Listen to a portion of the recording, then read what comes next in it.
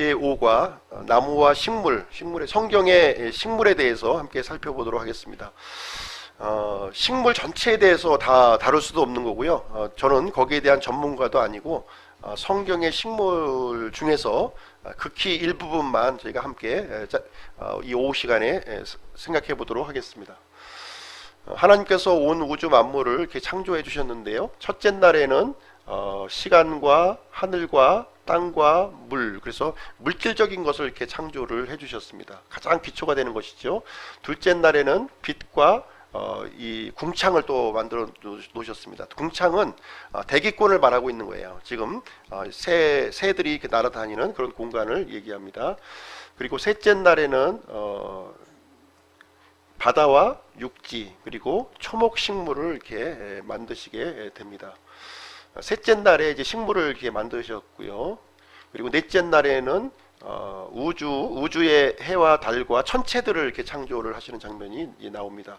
그리고 다섯째 날에는 물 속에는 물고기, 또 하늘의 궁창에는 날짐승들을 이렇게 합니다. 그리고 여섯째 날에는 육상에 있는 동물들과 사람을 이렇게 창조하시는 장면이 나와 있고요. 굉장히 순서적으로 이렇게 만들어 놓으셨어요. 처음에 공간을 펴시고 그 공간 안에 이렇게 살아서 움직일 수 있는 생명체들을 하나하나 창조하시는 장면이 여기에 기록되어 있습니다. 하늘은 땅을 위해서 존재하고요. 땅은 식물을 위해서 존재하고, 식물은 동물을 위해서 존재하고, 동물은 사람을 위해서 존재하는데, 사람은 하나님을 위해서 창조되었다, 이렇게 말씀을 해주고 있습니다. 스가랴서 12장 1절 말씀 한번 보겠습니다. 스가랴서 12장 1절. 말라기 바로 앞에 있죠. 말라기서가 제일 구약성경 마지막 성경인데, 스가랴서 12장 1절 말씀을 보시겠습니다.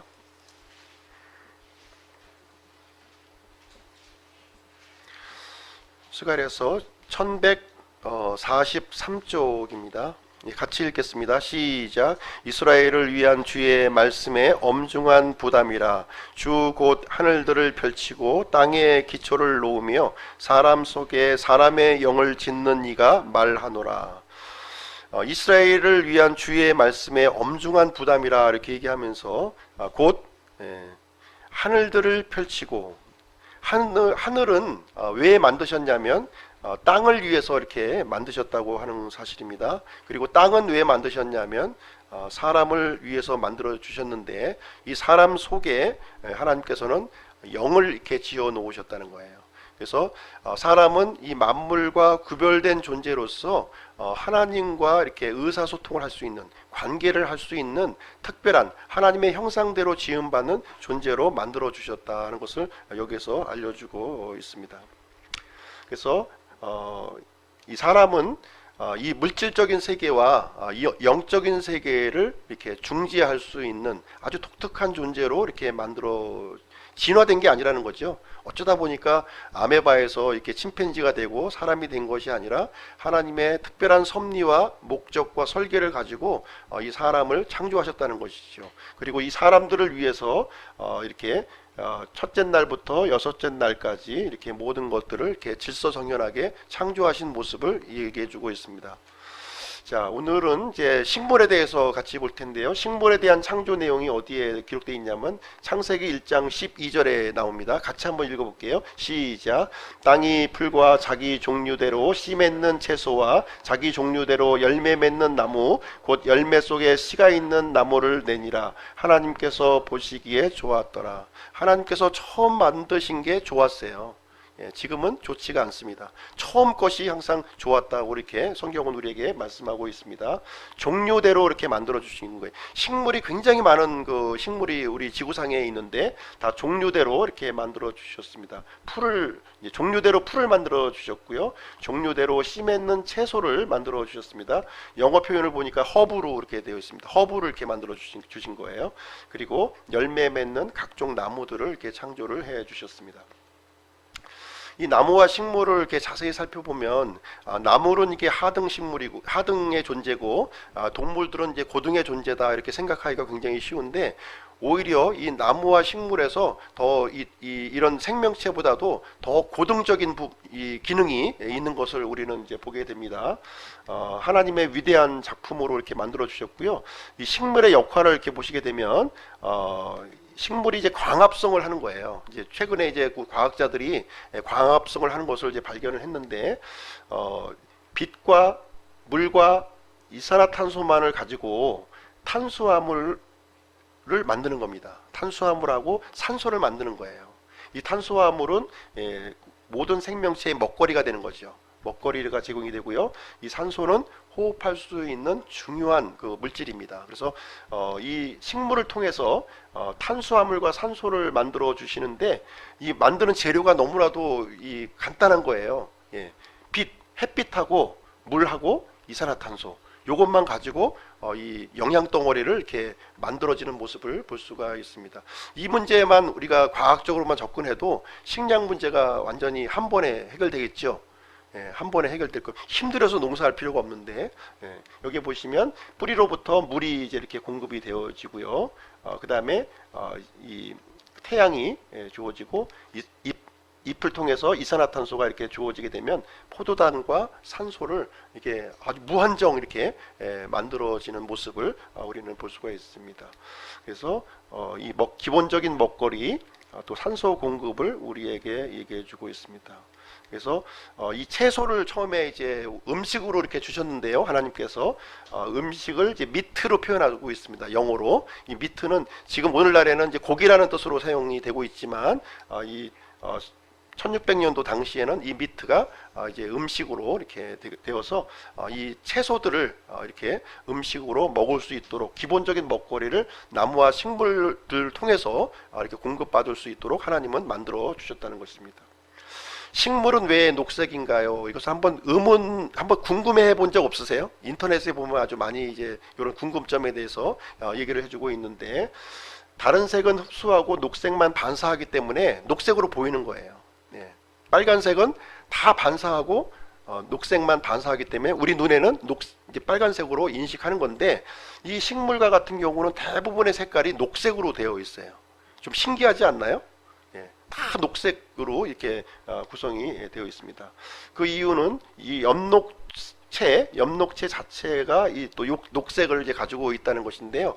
이 식물이 광합성을 한다고 이제 조금 전에 이제 말씀을 드렸는데 광합성을 효율적으로 하려면 어떤 색깔이 제일 좋으냐면 검정색이 제일 좋은 거예요. 햇빛을 가장 잘 받을 수 있는 게 검정색이에요. 그러면 식물이 가장 자기가 효율적으로 존재하기 위해선 검정색이 제일 좋은 거죠. 가장 많은 이 에너지를 받을 수 있는 구조인 거예요. 그러나 녹색을 택했다는 거예요. 왜 녹색을 택했을까 하는 것입니다. 이 녹색은 생명체, 피를 가지고 있는 생명체하고의 연관성을 우리는 생각을 해볼 수가 있어요. 이 녹색은 이 붉은색과 보색 관계에 있는 거예요. 이 보색 관계에 있어 가지고 붉은색을 가지고 있는 이 생명체는 녹색을 바라보았을 때 가장 편안하고 가장 평화로운 색깔, 안정된 색깔을 유지한다는 거예요. 그래서 하나님께서는 이 생명체, 우리 피를 가지고 있는 붉은색의 피를 가지고 있는 이 생명체를 위해서 이 식물들, 이 지구의 표면을 이제 거의 7, 80%다 덮고 있잖아요. 덮고 있는 것을 이렇게 이 생명체를 위해서 녹색을 띠도록 이렇게 만들어 주셨다는 것을 볼 수가 있습니다. 그래서 우리가 사람들이 그 식물의 녹색을 이렇게 바라보게 되면 편안함과 치유와 아름다움을 이렇게 제공되는 것을 우리는 보게 되는 것입니다. 나무들을 먼저 살펴보도록 하겠습니다. 나무들은 각종 나무들을 이렇게 종류대로 하나님께서는 창조를 해주셨습니다. 우리는 이제 침엽수와 활엽수, 유실수 이렇게 이제 구분이 되고 있는데요. 이 나무는 사람과 굉장히 중요한 관계를 이렇게 맺고 있어요. 성경에 보시면 이 나무가 굉장히 중요한 관계에 있구나 하는 것을 우리는 보게 됩니다. 파멸과 관련된 나무는 뭔가요? 선악을 알게 하는 나무. 그게 이제 파멸과 관련된 나무예요. 그리고 구원과 관련된 나무는 뭐죠? 생명나무. 생명나무인데 여기 보시면 이제 베드로전서 2장과 사도행전 5장에 보면 갈보리 산에 있는 십자가 나무예요. 십자가 나무가 우리의 구원과 연관이 되어 있습니다. 그리고 새로운 땅에 있을 과일 나무는 이제 생명나무가 거기에 이제 심겨져 있는 모습을 계시록을 통해서 우리는 이제 보게 되는 것입니다. 성경 시대의 과일 나무를 보면 이제 대표적으로 올리브 나무, 무화과 나무 이 두 가지를 우리가 이제 볼 수가 있습니다.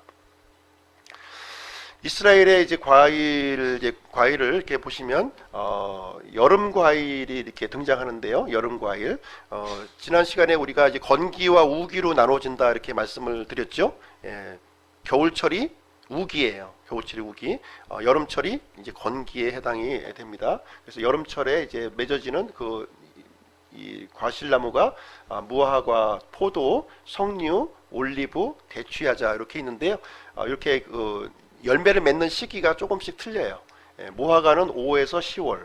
무화과 같은 경우에는 꾸준히 열립니다. 꾸준히. 우리 이제 무궁화 꽃이 이제 꾸준히 피잖아요. 꽃이. 그런 것처럼 무화과 나무 열매의 특징은 뭐냐면 꾸준히 열매를 맺는다. 이렇게 보시면 되겠습니다.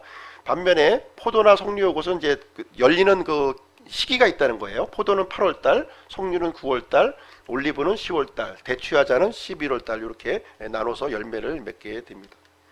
그러면 이제 올리브 나무에 대해서 먼저 한번 보도록 하겠습니다.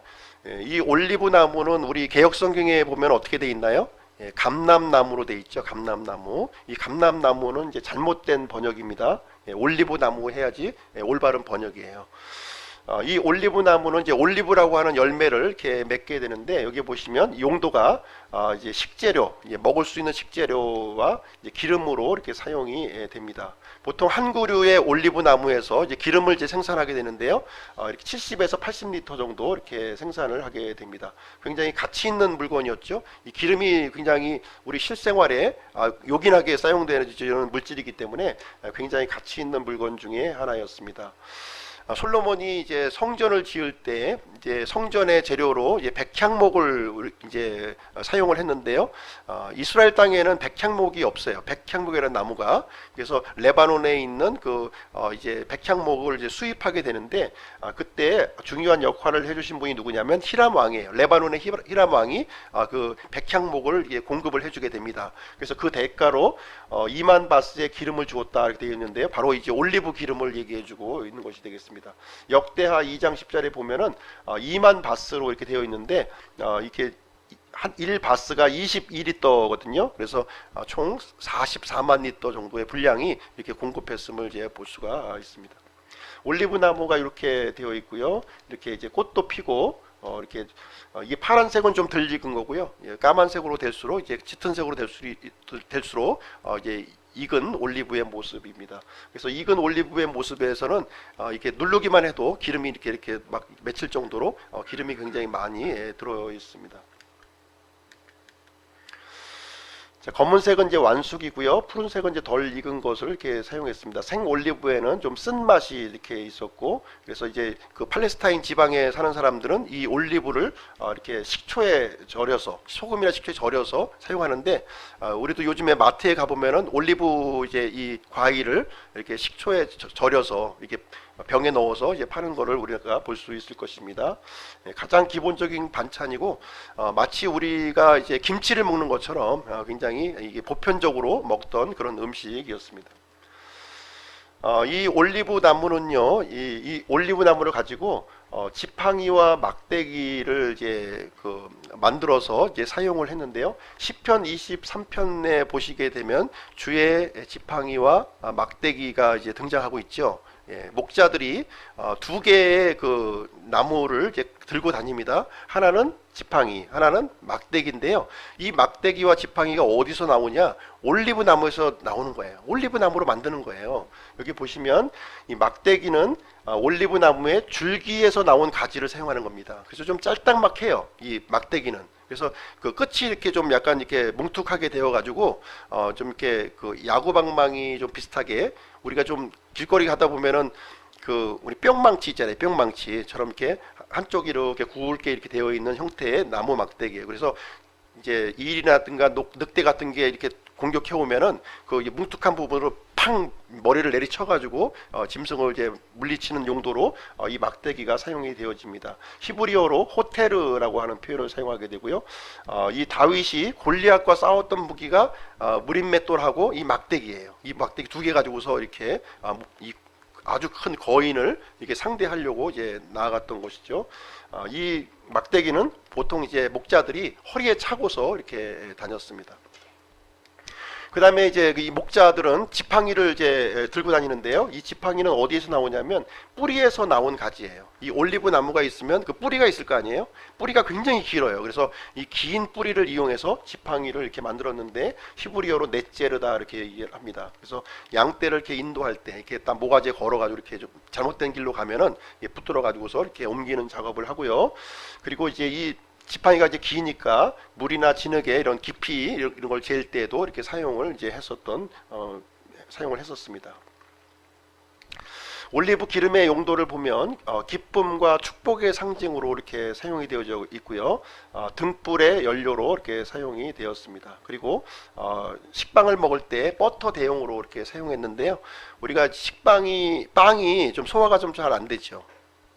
그래서 이 소화를 잘 시키려면 올리브를 찍어서 먹으면 소화가 잘 된다고 합니다. 그래서 식빵 드실 때 올리브를 이렇게 찍어서 이렇게 드시면 좋을 것 같아요. 그리고 화장품, 약품의 원료로도 사용했습니다.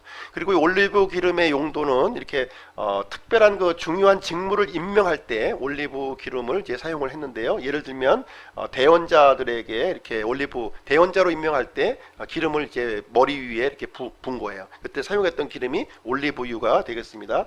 그리고 제사장과 왕을 이렇게 임명할 때도 역시 이제 올리브 기름을 이제 사용을 한 것입니다. 그래서 성경을 읽으실 때 이런 직무를 수행할 때 기름을 부었다 이런 표현이 나오면 그것은 올리브 기름을 부은 것이구나 이렇게 이해를 하시면 되겠습니다. 예수님의 그 이제 예수 그리스도 했을 때 이 그리스도는 이제 그리스어고요. 그리고 메시아라고 하는 말은 히브리어예요. 히브리어입니다. 그래서 이 뜻은 무슨 뜻을 얘기하고 있냐면 기름 부음을 받은 자라고 하는 뜻이에요. 예수님이 기름 부음을 받은 그런 직무를 받은 사람이다 하는 뜻이에요. 그래서 조금 전에 말씀드렸지만 어떤 사람이 기름 부음을 받았나요? 왕과 제사장과 대언자가 기름 부음을 받았다는 거예요. 예수님을 그리스도다 이렇게 부르는 이유는 뭐냐면 예수님이 이 세 가지 직무를 이제 갖고 계신 분이시다 하는 것을 나타내고 있는 것입니다. 그래서 예수님은 대언자 줄긋기를 사실 하는 건데 제가 미리 답을 다 알려드렸어요. 지금 다 알려드렸습니다. 그래서 예수님은 대언자시요, 히브리서 3장 1절에 보면 대제사장으로 나오시고 계시록에 보면 왕들의 왕, 주들의 주로 우리에게 소개가 되고 있는 것입니다. 자, 신자들도 기름 부음을 받죠. 신자들이 기름 부음 받는 것은 언제 기름을 부음을 받냐면 구원 받을 때, 우리 성령님이 임하실 때 우리가 기름 부음을 받는 거예요. 기름 부음을 받는 것입니다. 그래서 성령님으로 이렇게 부어주시게 되는 것이고요.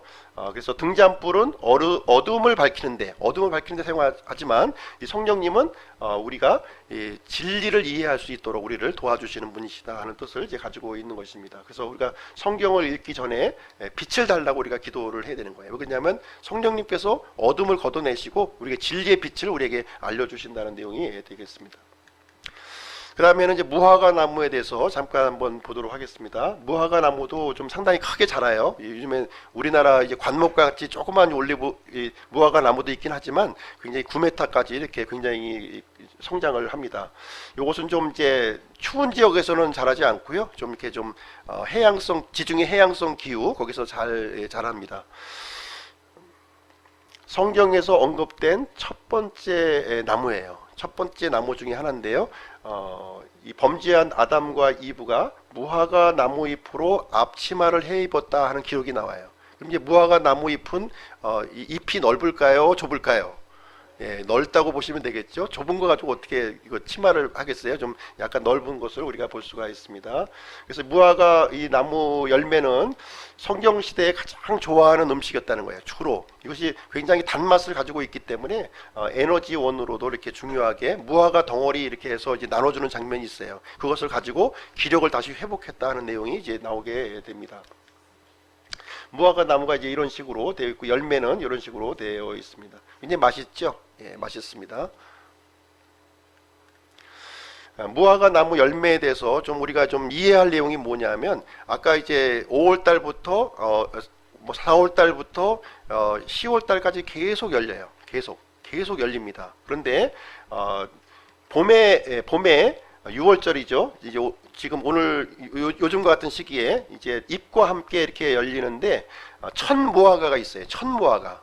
첫 번째로 맺히는 무화과가 있다는 거예요. 이것을 이제 파게라고 합니다. 우리 말로는 동일하게 무화과 열매로 이제 다 번역을 했는데 이제 히브리어에는 이제 첫 무화과를 특별히 구분해서 파게라고 부릅니다. 그래서 무화과 나무 열매는 총 한 5번 정도 열린다고 그래요. 제가 쉬어보지는 않았는데 이제 계속해서 이렇게 그 무화과 나무가 이제 또 열매가 따면은 또 열리고 따면 또 열리고 이런 식으로 되는데 맨 처음에 그러니까 겨울이 지나고 앙상한 가지로 있다가 새순이 돋아나면서 작은 잎과 함께 생기는 작은 열매가 있다는 거예요. 그게 긴 겨울을 지나서 첫 번째로 발견하는 그 이 열매인데 사실 맛은 없어요. 맛은 없는데 오랜 겨울을 지나면서 처음 맞이하는 그 이제 열매다 보니까 좀 가난한 사람들, 좀 이런 사람들이 이 첫 열매를 이제 이렇게 파게를 따먹었다고 합니다. 그래서 상품 가치는 없어요. 팔아먹을 수는 없는데 그래서 이 무화과 나무 주인도 사실 이 파게는 그냥 마음껏 따먹도록 하는 거예요. 그걸 따먹어야만 다음 열매가 더 일반 무화과가 좋은 무화과가 이게 열리게 되는 것입니다. 일반 무화과를 이제 테에나라고 부르는 거예요. 히브리어로 테에나라고 부르고요. 이 장막절까지 이제 6월절부터 장막절까지 계속 열매가 맺혀지는데 장막절까지 한 4번 정도 멀리는데 이건 먹을 수 있는 이런 무화과가 계속 열리는 것입니다. 성경에 보시면 벳세다, 벳바게라고 하는 표현이 이제 나오는데요. 이 벳이란 말이 무슨 말인지 아마 다 아시죠? 이 벳이란 말이 집이라고 하는 뜻이에요. 집. 예. 베들레헴 하면은 빵의 집 이런 뜻입니다. 그래서 베데스다 하면은 긍휼의 집 뭐 이런 식으로 해서 벳이라는 말이 집이라고 하는 의미를 이제 가지고 있는 거예요. 벳엘 하면은 이제 하나님의 집 뭐 이런 식으로 해서 이런 의미를 갖고 있는데 벳세다는 벳과 세다의 이제 합성어예요. 그래서 벳파게예요. 벳파게. 그래서 이 파게의 집이라는 거예요. 무화과 나무 첫 열매의 집이라는 것이죠. 그리고 벳바게가 또 이제 비슷한 위치에 있는데요. 벳테나라고 하는 합성어예요. 그래서 이것도 역시 무화과의 집이지만 먹을 수 있는 무화과의 집이고요. 이게 또 틀린 거예요. 처음에는 먹을 수 없는 첫 무화과의 집을 벳세다라고 부르는 것이고 먹을 수 있는 무화과의 집을 이제 벳바게 이렇게 부르고 있는 것입니다. 그래서 예수님께서 무화과 나무를 이제 저주한 내용이 이제 나오죠. 예, 무화과 나무를 저주한 내용이 나오는데 그걸 한번 읽어볼까요? 예, 마가복음 11장 한번 가서 읽어보겠습니다.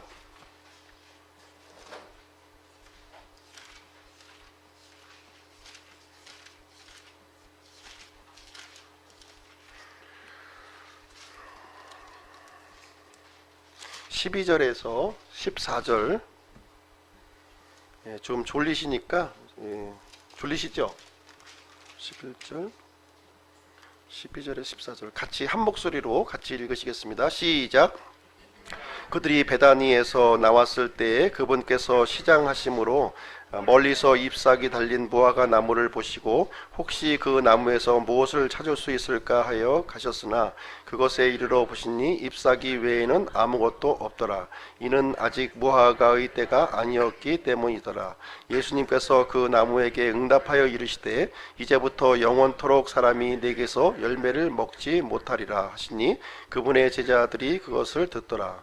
여기 보면 약간 좀 이해가 안 되는 부분이 있죠.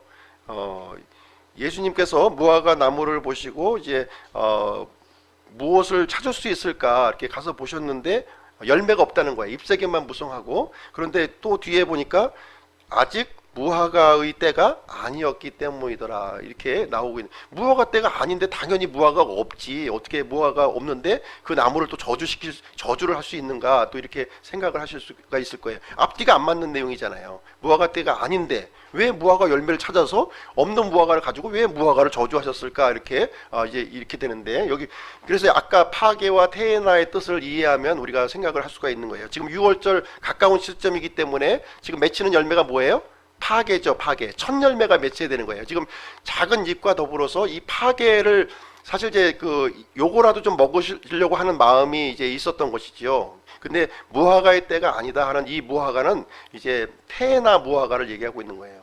일반 무화과의 때를 얘기하고 있는 것이고, 지금은 파괴가 열려지는 그 무화과의 때를 얘기해줘서, 이 파괴가 열리지 않으면 이 테에나가 열리지 않은 거예요.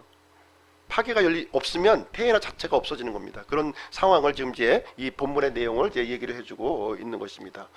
그래서 이 무화과는 이스라엘을 이제 상징을 하고 있기 때문에 지금 이제 파괴가 없는 이 무화과 나무, 잎만 무성한, 아주 작은 잎만 무성한 이 나무를, 이스라엘의 영적 상태를 여기서 말씀을 해주고 있는 것입니다. 이것은 우리말에도 떡잎을 보면 어떻게 무슨 속담이 있죠? 떡잎 될성 싶은 나무는 떡잎부터 알아본다 그러잖아요. 그래서 될성 싶은 무화과는 될성 싶은 테에나 그 무화과 나무는 파괴가 열렸는지 안 열렸는지를 보면은 알 수 있다는 거예요. 이건 그 싹이 노랗다 지금 얘기를 예수님께서는 얘기해주고 있는 것이고요. 이것을 가지고 이스라엘의 영적 상태가 지금 너무나도 이렇게 그 텅 비어 있는 무화과 같은 모습을 지금 얘기를 해주고 있습니다. 잎사귀만 무성하고 열매가 없었고요.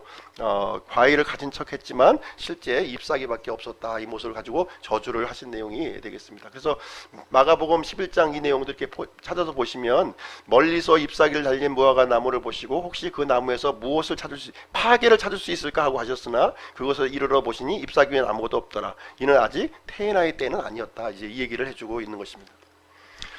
자, 이 무화과 나무는 이스라엘의 그 종말을 이제 상징을 해주고 있는데요. 계절을 알려주고 있는 거예요. 계절. 그래서 4월 달 말부터 계속 이제 10월 달까지 이렇게 그 열매를 이렇게 맺게 되는데, 이 열매를 맺는 거 가지고서 이 계절을 알 수가 있는 것입니다. 이 파괴가 열려지는 이때가 봄이에요. 봄을 얘기해주고 있는 것이고, 그리고 테에나가 열려지는 이때 5월부터 10월까지가 여름을 얘기하고 있습니다. 이 건기예요. 가지가 연해지고 큰 잎사귀를 이렇게 낸다는 거예요. 그래서 이 가지가 연해지고 큰 잎사귀를 내면 여름이 가까운 줄 알라, 이렇게 얘기를 하시는 거죠. 그죠? 이렇게 얘기를 하시고, 그래서 이 무화과 나무의 비유를 예수님께서 이제 하시는 내용이 되겠습니다. 그리고 가을 11월 달은 언제냐면 이 무화과 나무 열매가 진액이나 수액으로 나와서 막 지저분해지는 때예요. 이제 이렇게 막 아시죠? 너무나 익어가지고서 막 지저분해지는 그때가 이제 11월 얘기하고요. 이 겨울은 12월부터 3월까지인데 이제 잎사귀가 다 떨어지고 앙상한 때를 얘기해주고 있습니다. 그래서 우리 같은 경우에는 계절이 봄부터 시작을 하는데, 이스라엘 같은 경우에는 봄부터 시작하는 것이 아니라 가을부터 시작하는 거예요. 가을부터 시작하는 겁니다. 그래서 가을, 겨울, 봄, 그 다음에 여름이 1년의 제일 마지막이 되는 거예요. 그래서 이 예수님께서 한 해의 마지막, 이 여름을 지금 이제 이스라엘의 종말 시간하고 같이 이제 맞추어서 지금 말씀하시는 내용이 바로 이 내용을 우리에게 이제 해주고 있는 내용이 되겠습니다. 자, 예수님께서 저주하신 무화과 신자의 위선적인 삶을 이제 이스라엘의 영적 상태뿐만 아니라 오늘날에 이제 예수님을 믿고 있는 모든 사람의 이 영적 상태를 그대로 이제 보여주고 있는 내용이 되겠습니다. 말과 행동이 다른 사람이 있어요. 말은 하는 거 보면 아주 믿음도 있고 아주 뭐 이렇게 아주 그냥 너무 존경스럽고 이렇게 이런데, 실제 행동하는 모습을 보면 전혀 그것이 실천이 안 되고 있는 그런 모습, 이율배반적인 부분을 얘기하고 있는 거죠. 신자라고 고백하지만 신자로서의 삶을 살지가 않고 있는 이런 모습입니다. 위선적인 유대인의 모습인데요. 처음에는 예수님이 예루살렘에 들어와 있을 때 막 호산나 뭐 찬송 부르고 막 난리가 쳤습니다. 그러나 며칠이 지나서 예수님을 십자가에 못 박으라고 그 사람들이 소리를 쳤던 모습을 보겠습니다. 그래서 우리는 입만 가득한 사람인가 아니면 열매가 가득한 사람인가 하는 것을 우리는 이제 살펴보아야겠습니다. 다음은 이제 포도나무에 대해서 잠깐 이제 보도록 하겠습니다. 포도나무도 굉장히 중요한 나무죠. 이스라엘을 이제 상징하고 있고요. 평화와 번영을 상징하고 있습니다. 성경에서 처음 경작한 식물이 이제 등장하는데 바로 이제 포도나무가 되겠습니다. 노아가 이제 방주에 나와서 처음 이제 경작한 식물이 포도가 되겠습니다. 특별히 이제 팔레스타인 그 지역 중에서 이 남부 지역, 헤브론이 있는 이 남부 지역이 이 포도를 재배하기에 굉장히 좋은 장소예요. 일교차가 이렇게 크기 때문에 굉장히 당도가 높은 이런 포도가 이제 수확이 되고 있습니다. 12 정탐꾼을 보냈을 때 이 포도 송이가 너무나 커가지고 두 사람이 이 포도 한 송이를 이렇게 메고 오는 장면이 여기에 기록이 되어 있습니다. 이 포도나무의 특징은 뭐냐면 가지치기를 하는 건데요. 가지치기를 해야만 굉장히 열매가 많이 맺어요. 열매가 맺는 가지는 어떤 가지냐면 묵은 가지가 아니라 새로 나온 가지에서 열매를 맺는 겁니다. 그래서 묵은 가지는 이렇게 쳐줘야 되는 거예요. 예, 묵은 가지 쳐주게 되면 새 가지가 나오게 되고 새 가지에서 많은 열매가 이제 맺어지게 되는 것입니다. 가지를 친다고 해서 구원이 잃어버리는 거 얘기하는 거 아닙니다. 열매 맺는 얘기를 이제 해주고 있는 거예요. 그래서 신자들이 이제 포도 열매와 같이 이렇게 풍성한 열매를 맺기를 이제 주님께서는 우리를 원하시고 있는 것입니다. 평안, 사랑, 기쁨, 성령의 열매를 우리가 가득 기록해 맺어야 되는데 믿음 생활을 우리가 열심히 한다고 하면서 이런 평안도 없고 사랑도 없고 기쁨도 없고 성령의 열매라고 하는 것은 온데간데도 없다면 다시 한번 점검해 봐야 되는 거예요. 예, 진정으로 내가 예수님의 이 포도나무 대신은 예수님과 붙어 있는지 안 붙어 있는지를 우리가 살펴봐야 되는 것입니다. 포도를 이제 가공하는 데는 이렇게 건포도로 이렇게 가공하는 방법도 있고요. 포도 주스를 이렇게 만들게 됩니다. 예, 이렇게 보시면 이스라엘에서는 이렇게 이 포도즙틀이라고 하는데요. 포도즙틀 이렇게 구덩이를 이렇게 파가지고 그 안에서 이렇게 포도를 막 이제 열심히 이제 밟는 거예요. 밟게 되면은 이 국물이 이제 이쪽 그 구멍을 뚫어놓은 곳으로 이제 흘러나오게 되고 맨 마지막에 제일 맑은 이제 여기는 막 이제 흙하고 막 엉켜 있을 거 아니에요, 그죠? 예, 그래서 넘어올수록 순도가 높은 포도즙을 이제 구하게 되는 것입니다. 성경에 보시면 진노의 포도즙틀이 이제 등장하고 있죠. 요한계시록에 보시게 되면 예수님께서 지상 재림하실 때 진노의 포도즙틀을 이제 포도 알갱이를 밟은다는 내용이 나오게 되는데요. 그 포도 알갱이가 누구냐면 바로 사람이에요. 예, 불신자들을 얘기하고 있는 것입니다. 불신자들을 이렇게 밟아서 이 피가 마을 굴레까지 이제 흐르게 될 것을 얘기를 우리에게 해주고 있습니다. 이것은 진노의 포도즙틀은 우리 그 신자들을 위한 심판이 아니고 예수님을 거부하고 배척하는 사람들을 위한 진노의 심판이 되겠습니다. 성경에 이제 와인이라고 하는 이 단어는 포도즙으로 번역할 수 있고 포도주로 이렇게 번역을 할 수가 있습니다. 노아가 제일 처음에 경작한 그 식물이 이제 포도나무였죠. 포도나무에서 포도주를 이제 만드는 장면을 이제 우리가 보게 됩니다. 포도주스를 포도주로 만들기 위해서는 인위적인 그 방법이 동원돼야 돼요. 그냥 자연적으로 놔두게 되면 절대로 포도주가 되지 않습니다. 잠깐 이제 공기에 있는 효모를 통해서 포도주가 될 수 있기는 하지만 그것이 바로 이 공기와 노출이 되게 되면은 식초로 이렇게 변화가 되는 것입니다. 그래서 포도주를 만들기 위해서는 이 효모가 혐기성 효모예요. 어려운 말로 혐기성 효라는 것은 무슨 얘기냐면 이제 산소를 싫어하는 겁니다. 그래서 포도주를 만들려면 밀봉을 해야 되는 밀봉. 공기하고 차단해야지만 포도주가 나오는 겁니다.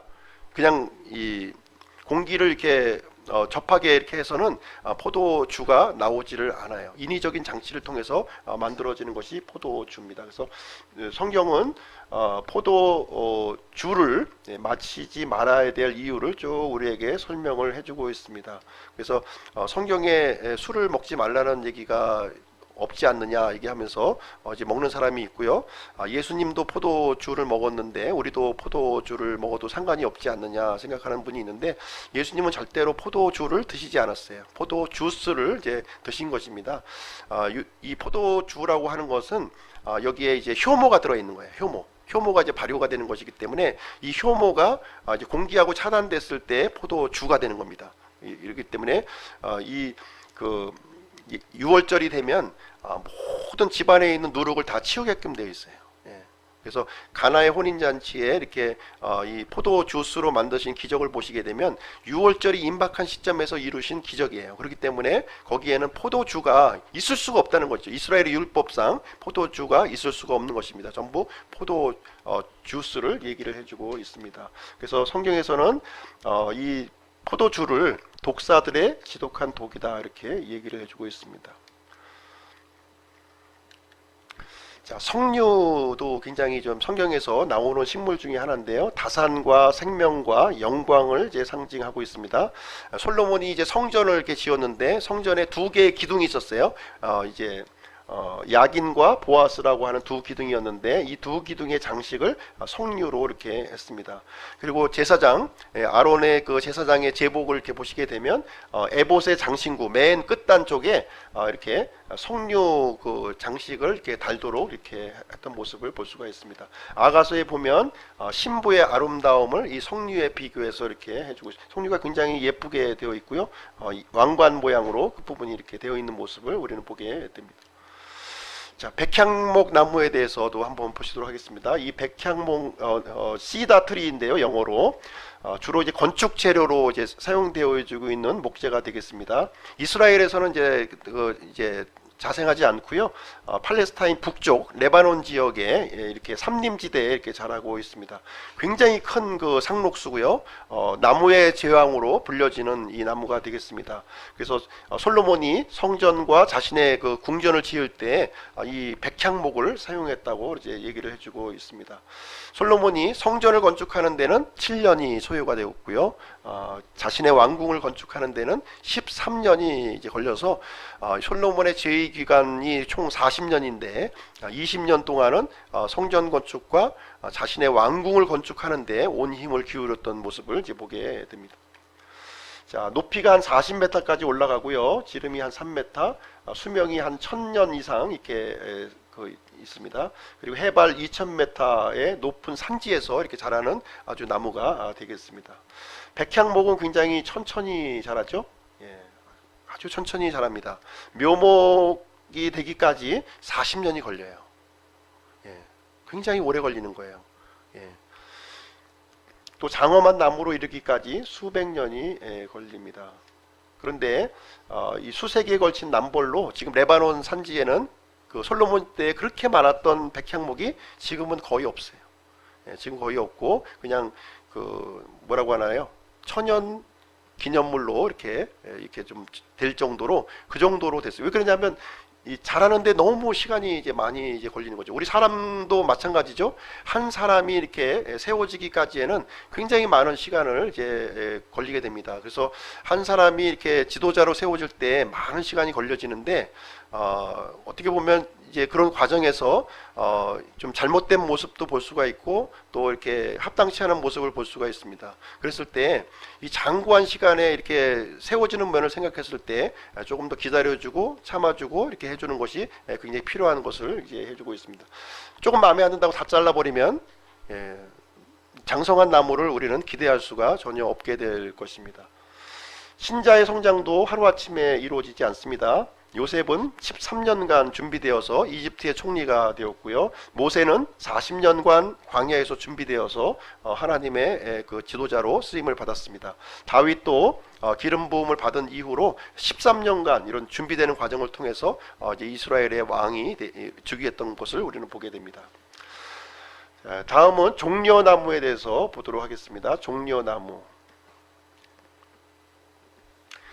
종려나무는 기쁨과 승리를 상징하는 나무예요. 사막의 오아시스에서 주로 이제 발견이 되는데요. 이제 보통 대추야자로 이제 불려지게 됩니다. 여리고가 이제 종려나무 도시였어요. 거기에 샘이 많았고 이렇게 날씨가 이렇게 온화한 지역이다 보니까 종려나무가 많이 이제 있었다 이렇게 하고 있습니다. 예수님께서 예루살렘 입성하실 때 이 환호하는 사람들이 흔들었던 것이 뭐냐면 바로 이 종려나무 가지를 이렇게 흔들었던 것입니다. 호산나 찬송하리로다 주의 이름으로 오시는 이스라엘의 왕이여 하면서 이제 불렀습니다. 그리고 초막절에 초막절 이스라엘 절기 이제 마지막 그 절기죠. 장막절 거기에 보시면 이 종려나무 가지를 이렇게 흔드는 그런 그 내용이 나옵니다. 그 다음에 우슬초 한번 보겠습니다. 우슬초 유대 광야에서 자생하는 풀이고요. 6월절에 양의 피를 묻혀서 이렇게 뿌렸습니다. 그리고 예수님께서 십자가에 못 박히실 때 우슬초에 식초를 이제 발라서 이렇게 들이시는 장면이 나와 있고요. 이 우슬초는 정결케 하는 식물이 정결케 하는 식물 이렇게 더러운 것들을 이렇게 제거하는 그런 데에 사용이 되었습니다. 자, 돌무화과 나무에 대해서 한번 보도록 하겠습니다. 우리 개역 성경에는 이 돌무화과 나무가 어떻게 번역이 되어 있냐면 뽕나무로 번역이 되어 있는 거예요. 삭개와 뽕나무 아시죠? 예, 삭개와 뽕나무. 이 뽕나무로 번역은 오역입니다. 예, 잘못된 번역이고요. 돌무화과 나무로 이렇게 번역이 되어야 됩니다. 우리나라의 뽕나무의 열매는 뭐죠? 뭐라고 부르나요? 오디. 예, 오디가 이제 뽕나무예요. 예, 그래서 이 돌무화과 나무가 뽕나무 잎하고는 비슷해요. 예, 뽕나무과에 들어가다 보니까 뽕나무하고 비슷한데 그 오디가 열리는 뽕나무는 아니다. 그 팔레스타인 지역에 있는 것은 그래서 어떻게 보면 이 파게하고 비슷하다는 거예요. 파게. 무화과 나무에서 처음 열리는 열매, 그 파기하고 오히려 비슷합니다. 그리고 이 뽕나무는 굉장히 크게 자라는데요. 한 9m까지 이렇게 자라는데 굉장히 가볍고 이러다 보니까 건축 재료로 이제 많이 사용합니다. 이스라엘 집이 어떻게 되어 있냐면 지붕이 이렇게 평평해요. 그래서 지붕이 평평하고 거기에 이제 그 가로대로 이렇게 놓는 그 나무가 바로 이 뽕나무가 아니라 돌무화과 나무를 이렇게 걸쳐 놓게 됩니다. 그리고 거기에 이제 그 조금 전에 설명드렸던 종려나무 잎을 그 위에 이제 해서 지붕을 이제 덮도록 이렇게 되어 있습니다. 삭개오와 이제 이 개역성경에는 뽕나무 이렇게 나오는데 뽕나무가 아니라는 거예요. 뽕나무를 이해하시면 안 되고 돌무화과 나무다 이렇게 보시면 되겠습니다. 또 쥐엄나무를 보겠습니다. 쥐엄나무, 개역성경에는 쥐엄나무로 이렇게 좀 되어 있는데 아마 쥐엄나무가 맞는 것 같습니다. 이 킹제임 성경에도 허스크로 이렇게 되어 있고 이 단어가요. 지중해 연안에 자생하는 흔한 나무가 되겠습니다. 상록수고 10m까지 자라게 됩니다. 이 열매 껍질이 어떻게 되어 있냐면 이런 식으로 되어 있어요. 이렇게 납작하게 돼서 굉장히 큽니다. 이렇게 되어 있습니다. 그래서 익기 전에는 좀 이렇게 먹을 수 없지만 아주 잘 익으면 이렇게 아주 달콤한 그런 그 맛을 나게 되고요. 보통 이제 그 돼지 먹이로 이렇게 많이 이제 사용이 되어졌고 가난한 아주 이제 궁핍한 사람들이 또 이것을 또 이렇게 먹었다고 합니다. 이 안에는 이제 씨가 있는데요. 씨가 0.2g으로 이 씨의 그 굵기가 정확하게 균일하게 되어 있는 거예요. 이 씨가. 그래서 이 보석의 중량 단위 캐럿이 여기에서 이렇게 나왔다고 합니다. 그래서 집 나간 탕자가 배를 채우려고 했던 이 껍데기가 바로 이 쥐엄나무 껍질 열매로 이렇게 이해하시면 되겠습니다. 그 다음에 이제 아몬드 나무인데요. 아몬드도 사실 이제 개역성경에는 잘못 번역되어 있는데 개역성경에는 살구나무로 이렇게 번역이 되어 있는데 중동 지방에는 살구나무가 없는 거예요. 없는 살구나무를 우리는 이제 집어넣었는데 이 아몬드 나무가 봄의 전령사입니다. 지금 우리나라 같은 경우에는 봄의 전령사가 지금 이제 산수화가 되죠. 이 중동 지방에서는 봄의 전령사가 바로 이 아몬드 나무가 되겠습니다. 6m까지 이렇게 자라고요. 잎보다 꽃이 먼저 피기 때문에 벚꽃하고 비슷한 모습을 보여주고 있습니다. 그리고 이 아몬드 형상이 촛대 모양을 이렇게 가지고 있는 거예요. 이런 식으로 촛대 모양을 가지고 있고요.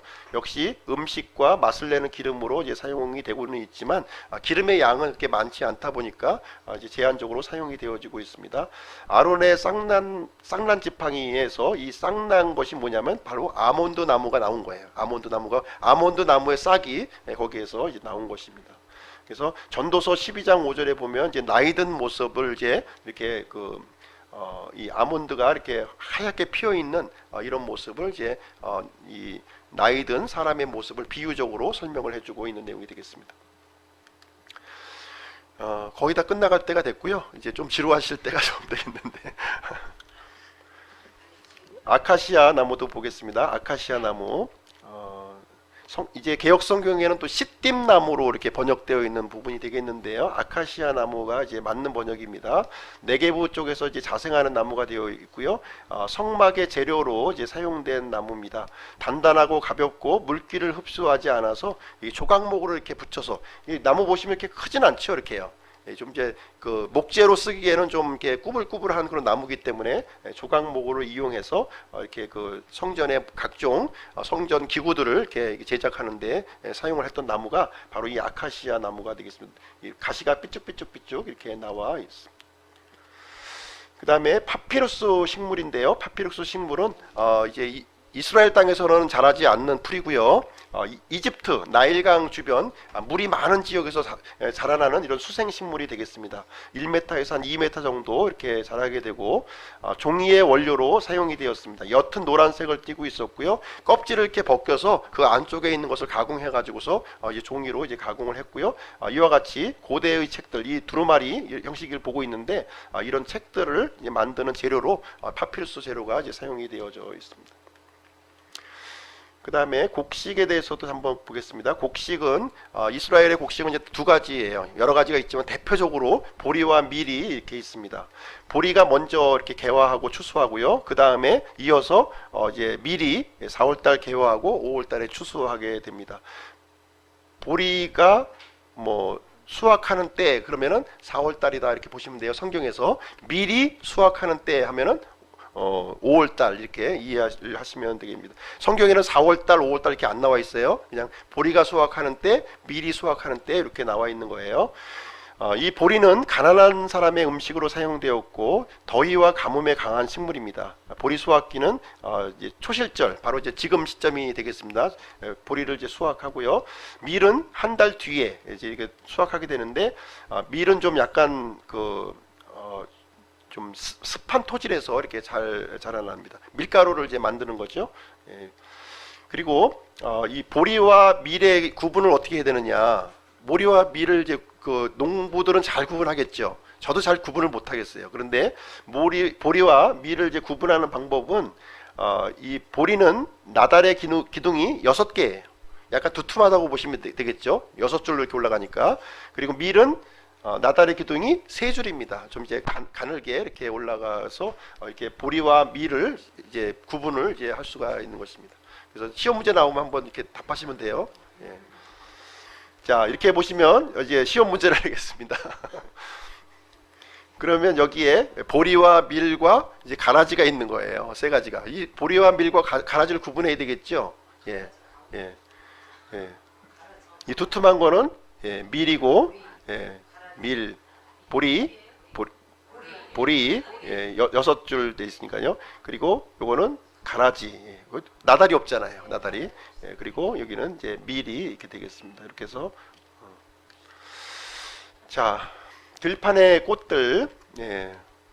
하나님께서는 이 들판에 굉장히 많은 이 그 꽃들을 허브라고 표현을 하고 있어요. 허브. 허브를 이제 이렇게 했는데요.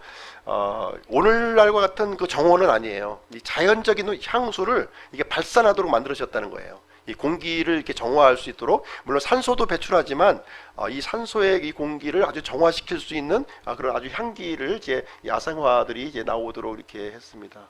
들에 피는 이런 꽃 하나가 솔로몬의 옷보다도 더 뛰어나다 이렇게 말씀을 해주셨고요. 하물며 사람들을 하나님께서는 더 귀히 보살펴 주신다. 이런 하잘것없는 들풀도 보살피는 하나님께서 우리 사람들은 더 이렇게 섬세하게 우리를 보살펴 주실 것을 말씀해 주고 있습니다.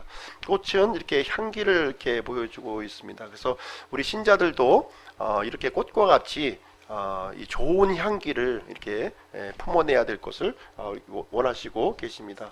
영적인 향기를 이렇게 발산해야 될 것이고요. 악취를 뿜어내서는 안 될 것 같아요. 우리가 하나님을 믿고 예수님을 믿으면서 악취를 그냥 쿵쿵쿵쿵 스컹크처럼 뿌리고 다니면 안 될 것이고요. 우리는 좋은 냄새, 향긋한 냄새, 생명의 냄새를 뿌리면서 이렇게 살아야 될 것입니다. 하나님께서는 이렇게 식물을 이렇게 만들어 주셨는데요. 이 굉장히 고등한 거예요. 어떻게 보면 동물보다도 더 고등하게 만들어 주셨고 굉장히 질서 있게 조화롭게 특별히 우리의 그 생명체의 시각을 아주 편안하게 하도록 녹색으로 이렇게 구성해서 이 우리의 환경을 주셨다고 하는 부분에 대해서 우리가 이제 감사하고 우리가 또 주님께 그 식물을 볼 때마다 찬양을 해야 될 일이라고 생각을 합니다. 마지막으로 이제 고린도후서 2장 14절 15절 함께 읽고서 마치도록 하겠습니다. 자, 시작. 항상 우리를 그리스도 안에서 승리하게 하시고 우리를 통해 모든 곳에서 그분을 아는 냄새를 풍기게 하시는 하나님께 이제 감사하노라. 우리는 구원받은 자들 가운데서나 멸망하는 자들 가운데서나 하나님을 향한 그리스도의 향기로운 냄새니.